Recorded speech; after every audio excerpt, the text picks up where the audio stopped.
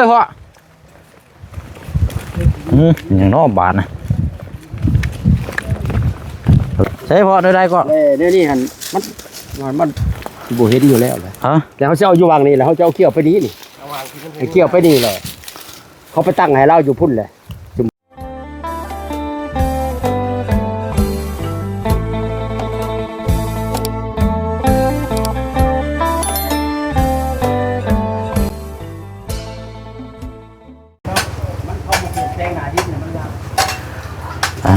พี่น้องเปิดภาพมาผมมาเจอกันเวลาเที่ยงอากาศแดดฮ้อนเอาคือเก่าคือเดิมเนาะเสียงหมักจกหมักจอกกำลังไล่ขุดทอน้ำประปาถือว่าขุดได้ 3-4 หม่องแล้วพี่น้องยังบุพบเจอทอน้ำอยู่พี่น้องเนาะเอาก็ติดตามเบิ่งน้ำกันพี่น้องเอ้ยจักสีได้หรือว่าสีซุยจังใดก็มอบไม้และพี่น้องเนาะขึ้นอยู่กับทางหน่วยงานน้ำประปาเราพี่น้องเนาะเอาเนาะห่อนแห้งพี่น้องเอ้ยโอ้แสบบีเนาะ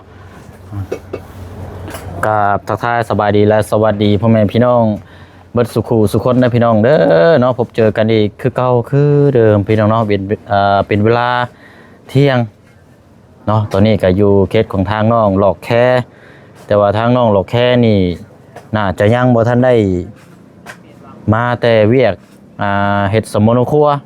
เนาะทางบ่าวบุญคงพาไปนี่ถือว่า 2-3 มื้อนี้แหละพี่น้องโอ้ยยากได้พี่น้องเนาะคือเฮาฮู้กันนั่นแหละเรื่องสมโนครัวนี่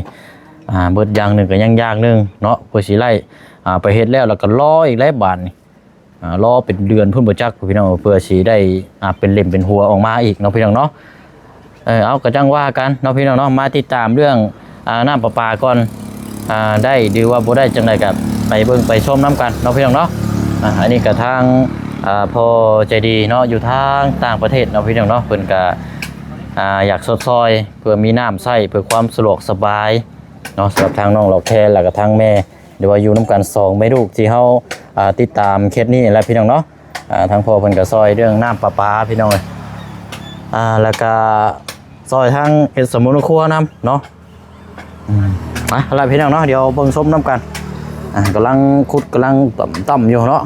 3-4 หม่องเลย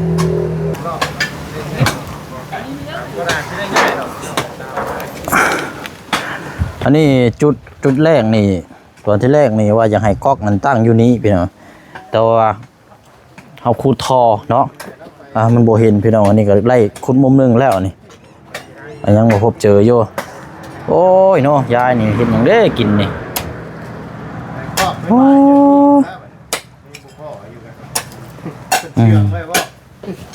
ตุ๊บห่อนพี่น้องเลย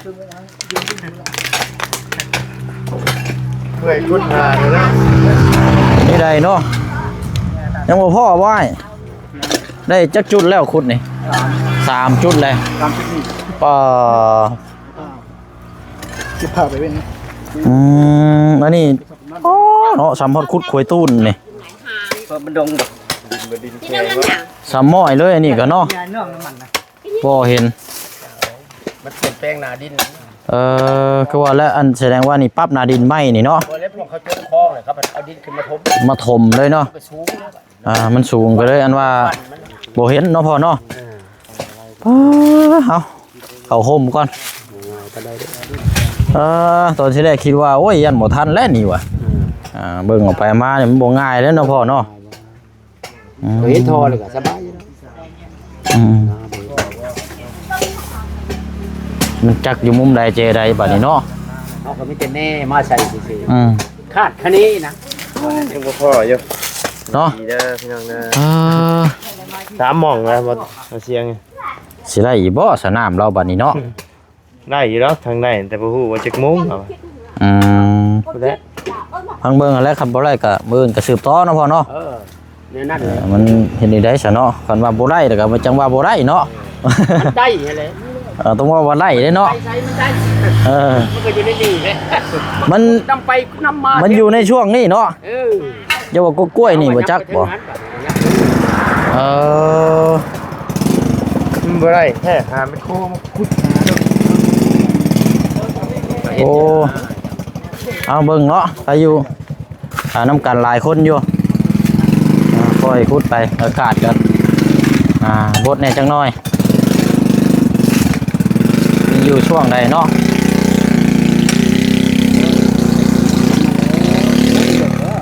พระเจ้าปั๊บหน้าดินไม่คุดคลองนี่เหมือนออกมาถมนี้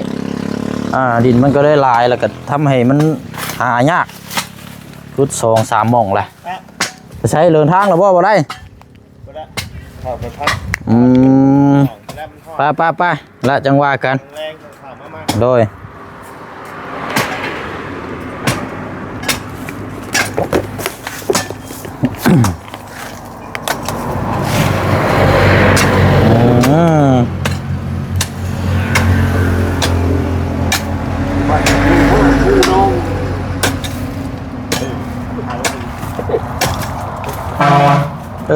บดเนี่ย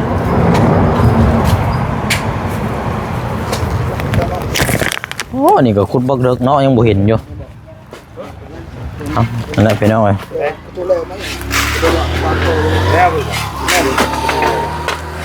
อันน่ะร้อยบ่เห็นทองใช่เห็นแล้วบ่เขาไปผ่าเนี่ยนี่ตัวก็พอวางนั่นเพื่ออะไรถามอันนี้ได้ทางแม่เราบ่ฮู้บ่ยันว่าเราเคยอันนี้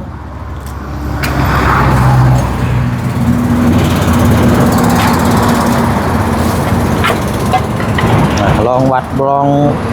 แน่เบิ่งเนาะ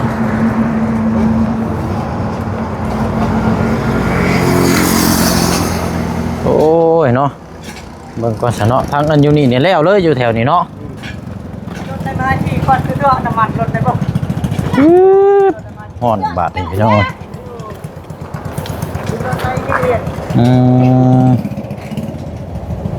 ให้เอาอีกเฮ็ดกินหยังเด้ทางน่ะหาหยังน่ะเอาพัก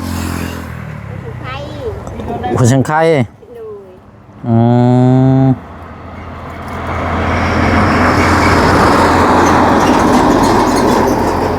ผู้ชังไข่เนาะเฮ็ดหยังกินน่ะ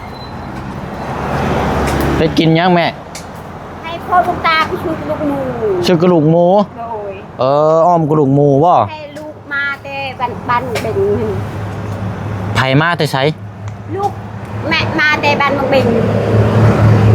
เอ้ยน้องหรอกแค่บ่เอ้าใช่เราเมื่อแล้วบ่ซะไปซ่อนหอยเอ้ยอันคนใดน่ะคนเดียวกันกับที่มามื้อนั้นบ่หรือว่าคนละคนอันนี้ก็ผู้ที่ช่องเรามาเยี่ยมยามเนาะโดยเอาซะเนาะลูกต่อมาเยี่ยมมายามพี่น้อง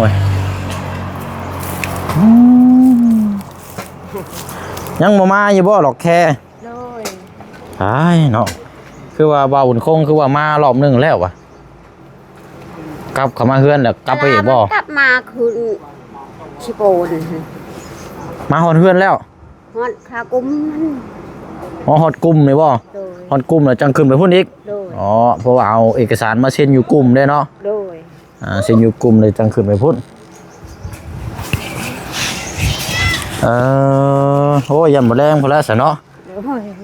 พอดีแล้วซะเนาะอันเบิ่งทางน้ำประปาน้ำอันว่ามองท่อนี่เจ้าบ่ได้ฮู้บ่ซะแม่มันลบมองใดจังมองใดบ่ฮู้ลืมแล้ว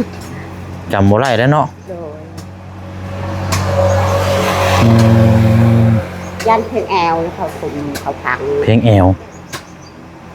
โอ้โหแล้วจำสิคุดแล้วซะเนาะมันว่าเพลงแอลเอาลูกจกสบายอันว่าน้องอันลูกเจ้าเราไปรถยังไปรถจักรเราหันบ่ไปอยู่ขับรถเก่งอยู่เนาะไปเนาะใช้เฮ็ดยังกินนะคือว่าต้มยังฉานี่นะต้มยังในหม้อนะน้ำยกข้าวสามข้าวเจ้าต้มข้าวเจ้าโดยหนึ่งข้าวเจ้าบ่โดยหุงข้าวเจ้ากินกับย่างอันนี้โอ้ข้าวเจ้าก็มีใหญ่แท้นี่เนาะ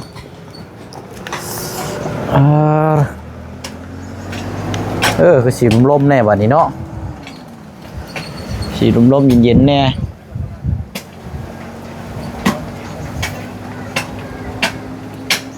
นี่ก็พบนะพอ คุณหาท่อ3-4หม่องนี่ยังบ่เจออยู่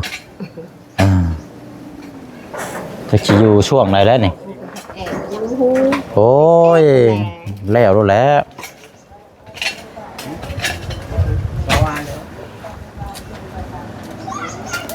มาเนี่ยถามเบิ่งวิจัยเบิ่งเนาะเป็นจังไดคุณหลายหม่องหลายบ่อนแล้วยังบ่พบเจออยู่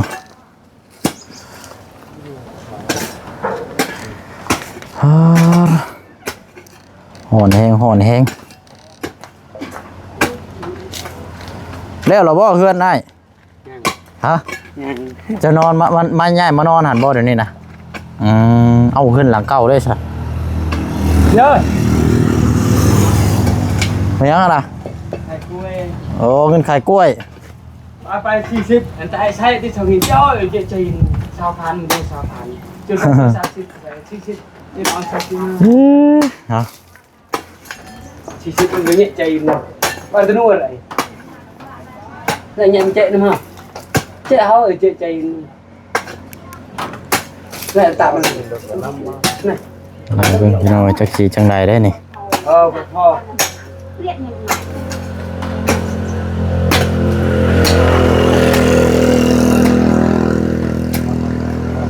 ห่อนซ้ำอากาศกะถ่ายโทรศัพท์ลายนี่ก็บ่ได้เลยพี่น้องโทรศัพท์ตัดจอนี่ก็เริ่มเป็นเส้นเลยเป็นสินเป็นเขตอยู่ บ้านตะนัวบ้านตะนัว35นี่เจนใจเจนเป็นไก่พวก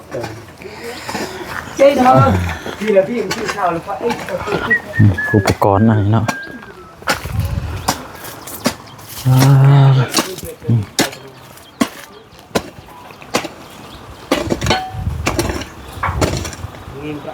อยู่ช่วงไหนเด้เนาะ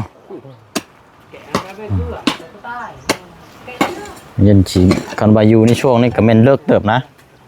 โอ้เจนตั้งขาผมก็ เลิกทำตัวนี้ ต้องขุดลงลายเติบแล้ว เลิกขาเอาไปแล้วน้ำมาทำไปหนา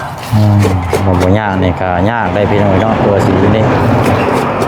มันทอแล้วก็สิสบายอยู่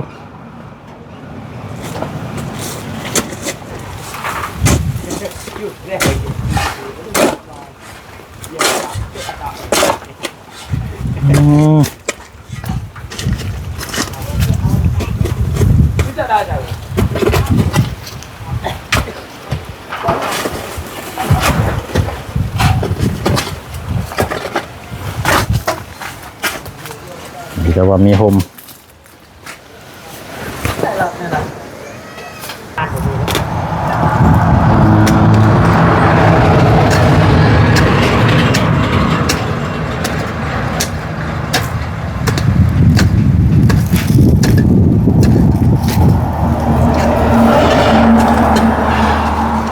อยู่ก็เป็นเลิกเติบนะประมาณเพียงแอวพอแล้วเบิ่งโอ้เนาะขนาดชั้นนี้ยังบ่เห็นเลยประมาณเพียงแอวพุ่นแล้ว เดินvào thầmปีกายเพียงนี่มันนุ่ม โอ้ฮะ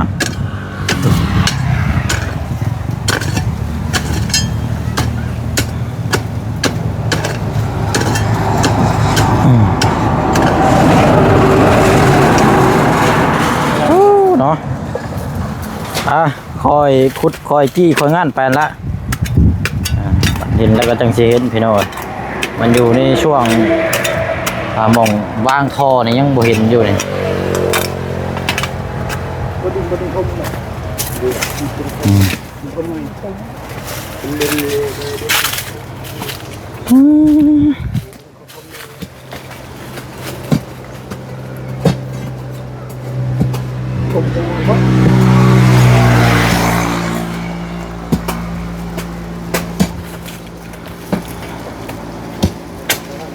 เบิ่งแล้วบ่ง่ายพี่น้อยเลยเป็นช่วงแรงพุ่นแหละเนาะ คือตอนมาป่าโอ้จั่วเป็นน้องเลยเฮือนอยู่เพียงนี่ นี่จักนี่มันกระทบยากดีบริทมกระทบนี่นินบริทมนี่ง่ายกว่าคนนี่ดินกระทบง่ายไม่ได้บอกมันจับ ดินมองทมทางอันนี้เนาะ ดินคือข้าวโพดบนเพื่อนเอาบนนั้นก็ได้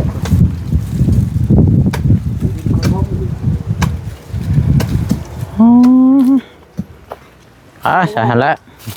ได้อีดอกเนาะพ่อเนาะแต่ว่าสิใช้เวลาเนี่ยจักหน่อยก็ไหนพี่น้อง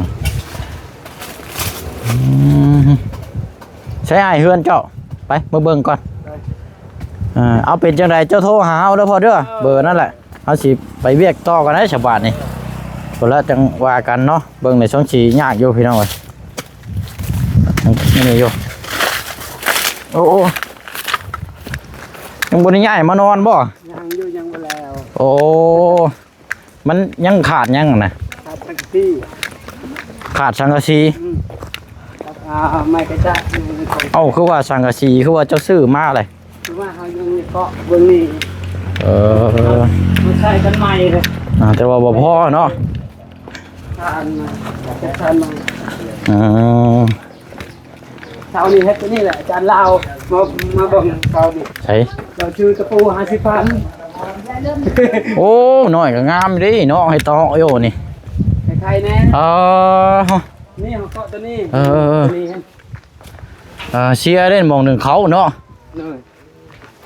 กระเทิบ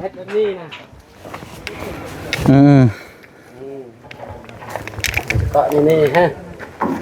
นี่ฮะกระเทิบเนาะต่อกระเทิบมาโอ้เช้านี้แล้วนี่เฮ็ดเจ้าคนเหรอเนี่ยเดียวเฮากับเมียเฮ็ดกับเมีย2 คนเพื่อนให้สาวดอกแขกก็คงมีไปซอยไปตัดไม้นั่นไม้ไผ่สันนี้นะเอามาผ่าบ่บ่เอาเป็นลำเลยเป็นลำเลย3 คนไปจบเรียนใส่ตัวนี้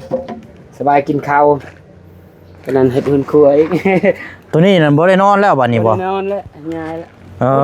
เดือน7เดือน6พุ่นยายเวลายามพ้นยายเฮ็ดคันไดทางนี้เอาไว้เฮ็ดเฮือนครัวเนาะแล้วมานอนอยู่นี้บัดนี้พายังขาดพากระจาดเนาะสังกะสีตัวนี้บ่แม่นต่อเทิบนี่จักแผ่นไหนประมาณว่า6 แผ่น6 แผ่นบ่5 แผ่น6 แผ่นยาวเท่าไรนี่3 เมตรบ่3 เมตร3 เมตร2 เมตร5ก็มันประมาณ8 ฟุตนะเนาะสิว่าว่ายาวแน่นะคอนตัวนี้เนาะบัดนี้สิเฮ็ดหยังต่อบัดนี้ตัวนี้น่ะขาดหยังแน่อันนี้บ่เฮ็ดอันนี้อีกล่ะนั่นแล้วเฮ็ดอันนี้อีก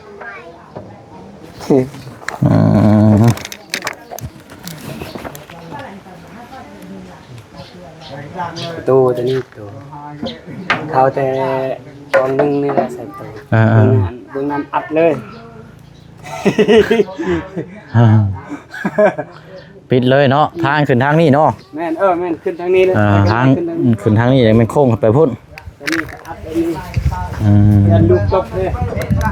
นี่มาเรียนใส่ไม้เลยนี่ทันใดตอนนี้ทันใดแต่ว่ามันยังบ่ได้ประตูนี่นอนนี่มันจะฮ้อนเลยโอ้บ่ได้ดอกฮ้อนไหม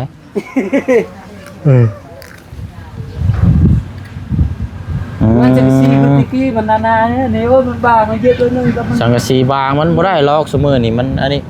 เรื่องนี้มันเยอะนึงนี่เอาเย็นดีเนาะอยู่หกม่วงตัวนี้ก็เอาไว้เป็นห้องครัวต่อไป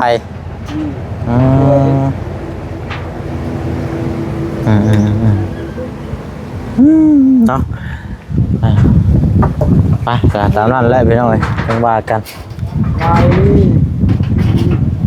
มันบ่ดมหมดเดือนนึงมันเปื่อยไว้นั่นน่ะเอาโอเคเด้อชายเด้อโดยเอาแล้วเนาะ เฮ็ดไปพี่น้อยเนาะอันน่ะทางน้ำประปาเฮาก็ติดตามเบิ่งนํกันพี่น้อยทางพ่อเพิ่นว่าได้อยู่แต่ว่าหากสิใช้เวลาแน่นะเพราะว่ากำลังไล่ขุดท่ออยู่จักสิพบเจอจักโมงเนาะแต่ว่าพบเจอท่อแล้วก็บ่ยากดอกพี่น้องมันใกล้ไปอะไรเนาะเดี๋ยวจังมาจังใดก็จังว่ากันถ้าว่านั่นเดี๋ยวพ่อเพิ่นสิโทรหาบ่เสียงแล้วก็สิเข้ามาอีกเทื่อนึงโดยพ่ออย่างน้อบาทนะกำลังสิออกไปได้นี่พ่อแล้วบ่จัก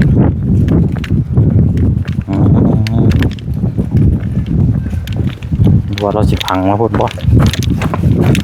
โอ้ยบ่พ่อน้อยเนาะอ่ะแต่ก็มีตัวฮ้อนแดดแท้นี่หมวกบ่ได้มีช่ำพี่น้องโอ้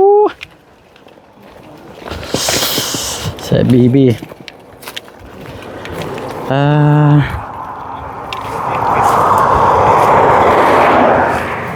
อึ๊บใช้พอได้ก็ เนี่ยนี่หันมันบ่เห็นอยู่แล้วเลย ฮะ แล้วเขาจะเอาอยู่วางนี่แล้วเขาจะเอาเกี่ยวไปนี้นี่เอาเกี่ยวไปนี่เลยเขาไปตั้งให้เราอยู่พุ่นเลยสมมติว่ากูเจอใกล้ขึ้นครัวเราอีก มันสิบ่ใกล้เฮือนครัวเพิ่นบ่ เขาเกี่ยวไปนี่เอาเป็นอย่างนี้เอาเป็นเราเป็นอย่างนี้ วันนี้น้ำน่ะสิมาเอามองนี่ดีกว่าเนาะ ตรงนี้มันได้ต่อทอเล็กขนาดแน่มามันสีเห็นง่ายแน่สมมติว่านะ แม่นเอานี่ก็ได้ แหล่บ้านนี้ทอเขาสิตืมอีกจักเซตจาก8 เมตรไปหนามันก็บ่หลายเซนไปได้ดอก พระเจ้าไล่มาโลดพอจังได๋ก็แจ้งบอกเฮาโดยแล้ว บ่อยากก็3 เซน โดย เซนละจริง40,000 โดย พอบ่ได้เอากะหรี่กับไรเอาเซนราคาของการเลย โดยมันเพิ่ม ขายงานพอก็บ่ได้ขึ้นซ้ำเก่ามีแต่ค่า เพิ่ม พอ เพิ่มแล้วก็เจ้าก็จังแจ้งบอกเฮาเดี๋ยวเฮาจัง เกี่ยวกับเว้ากันนั่นแหละ โดย นั่นแหละเด้อ มัน อันโค้งตรงนี้เนาะ ก็โค้งลงไป โอ้เอาโอเคอย่ามาเบิ่งนะมันให้มัน เด้เน็บๆไปปากห้องไปเลย โดยเอาอยู่นี่บาดนี้เนาะโอ้โอเคจ้ะเนาะเอาแม่นแล้วจะไปคุ้มอยู่หั่นได้เนาะ ก็ไปนี่ไปนี่ แม่นแล้วนี่มันบ่มีไผมานี่หรอกเดี๋ยวนี้แต่ว่าระวังเด้อหมาแม่ลูกอ่อนเด้อ อยู่ว่ากรุงเทพนี่เฮือนครัวเราพร้อมนี่เด้ก็อยู่ในเฮือนค เป็น รัว ครัวนี่อยู่นี่นี่แหละนี่ เขาก็เวมาตั้งอยู่ในนี้เลย ใส่นี่ก็ได้เพราะว่าอนาคตเราก็เทปูนเนาะ ตั้งกูเตอร์แล้วก็กอก ก๊อกอยู่นี่เลย ลงอ่ะพื้นเลยเนาะ คันว่าเราจะเห็นก็เป็นฟังท่อกันไปเทิงพุ่น จาก จัง เป็น ว่า เม็ด กัน มามันก็บ่ได้ไกลฮะไกลยังเกี่ยวมานี่นะ โดย มันเลยจึงบอกเรา เอาลงนี่แหละเอาเด้อลงตัวนี่แหละ ว่ามันเห็นมันแล้วมันยังพอจะทั่วบอกเนาะ โดยเอาแล้วเจ้าเพิ่มรถจักเช่นเท่าไรเจ้าเฮาแจ้งเฮาโอ้ยเนาะมาชุ่มอยู่นี่เนาะมันโอ้ยบ่ไหวเลยเนาะเอาโอเคแล้วสาพี่น้อยทางออกแล้วบัดนี้มีแต่ว่าเฮามารอรุ่นรอชมเบิ่งความสำเร็จนํกันเนาะพี่น้องเนาะแต่ว่าคลิปนี้ลาพี่และน้องแล้วเนาะพี่น้องเดี๋ยวไปต่อกันในคลิปหน้าเนาะพี่น้องเนาะเอาน้ำลำในรวยเบิดสุขุสุคนเด้อพี่น้องเนาะทางผู้ให้แล้วก็ทางภาพทางผู้เบิ่งผู้แยงเบิดสุขุสุคนบ๊ายบายพี่น้องเนาะ